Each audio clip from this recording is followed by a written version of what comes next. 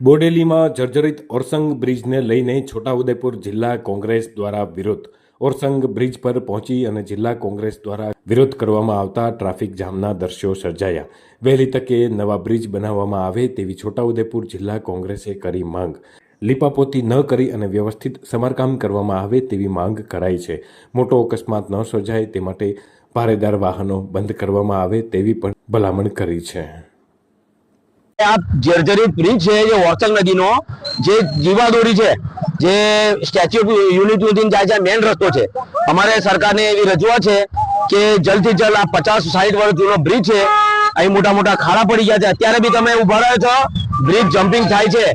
આ તો સરકાર હજુ ગંભીરા જેવો બ્રિજ છે જે દુર્ઘટના થઈ છે એવી બીજી બી કંઈક રાહ દેખી રહી છે.